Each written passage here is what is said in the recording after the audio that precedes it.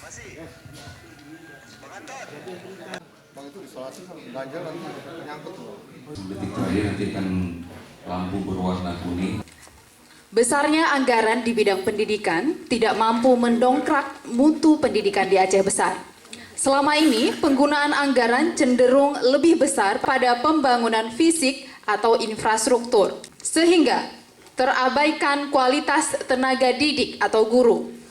Kelemahan lain yaitu tidak meratanya penempatan tenaga didik antar wilayah di Aceh Besar. Terobosan apa yang Anda lakukan bila Anda terpilih? Pendidikan merupakan prioritas kami yang cukup penting.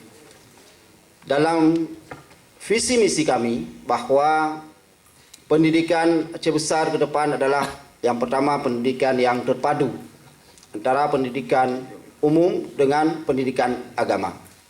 Oleh karenanya, jika kami insya Allah meridai perjuangannya, sekolah yang merupakan kewenangan kita berdasarkan Undang-Undang Nomor 23 sekarang bahwa untuk pendidikan dasar dan pendidikan menengah yang merupakan kewenangan, kita inginkan bahwa pagi hari anak-anak kita belajar pendidikan umum berdasarkan kurikulum nasional yang sudah ditetapkan, sorenya mereka akan belajar pendidikan agama.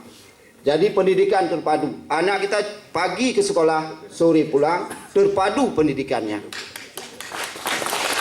Kemudian pendidikan kita juga untuk peningkatan mutu. Mutu pendidikan kita harus yang pertama dimulai di sekolah. Yang pertama adalah kompetensi guru. Guru harus berkualitas.